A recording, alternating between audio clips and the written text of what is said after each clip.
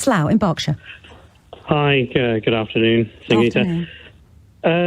So 3 points. Firstly, I'm really disappointed that this has become a political football. It should be beyond politics, the whole issue of migrants. And in relation to Gary Lineker, I don't think he should have been fired from the BBC or suspended. He has the right to say what he wants in a tweet. I took issue with Gary Lineker in his summary of the Qatari culture, during the World Cup.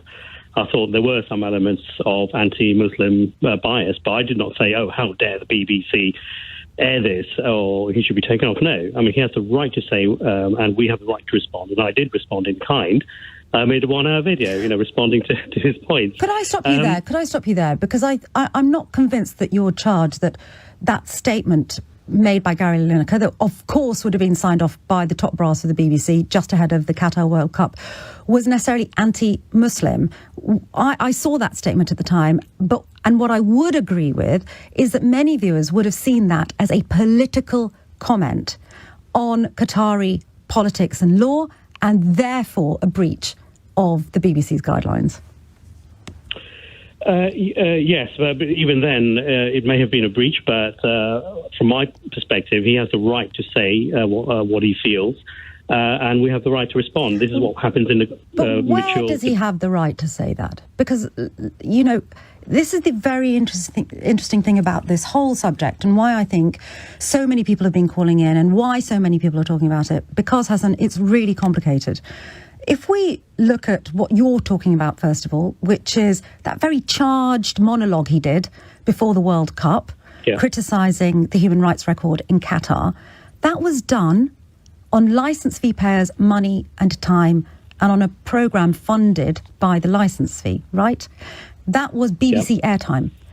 The comments he made about government policy on asylum and the language used by Suella Braverman, that was made on his private Twitter account. Do you think there's a distinction between these two things? Yes, and I think you've highlighted the distinction quite well. One was on BBC airtime with the licence fee, and the other was in his private time on Twitter. There is a distinction here, but regardless, I still think the scenario is the same, that he should not have been suspended, or he should still be with the BBC.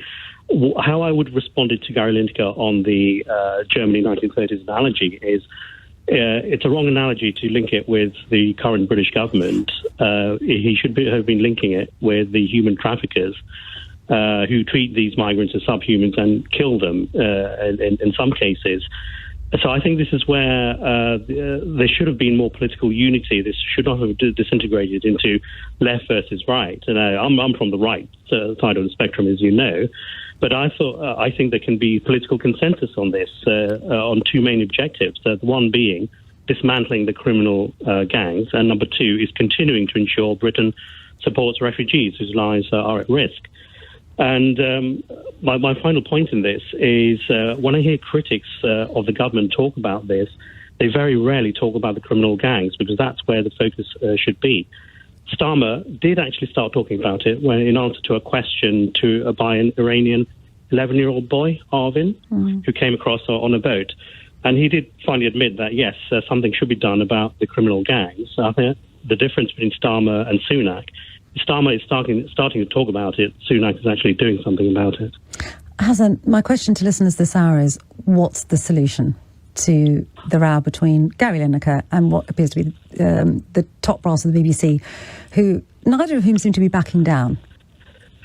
Yeah, and the whole thing has been a complete distraction away from the human misery that people do suffer under those criminal gangs. But do you think Gary Lineker should walk away?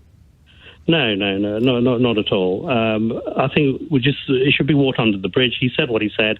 Let him come back to the BBC, and let's really focus. Let there be some political unity this time on this issue, where there should not be any, political disunity. Human lives are at stake. People are being killed as they come across through the boats. Let's have a political consensus on how to break the criminal gangs. That's where the focus should be at. Hassan in Slough in Berkshire, thank you very much indeed for your call. I'm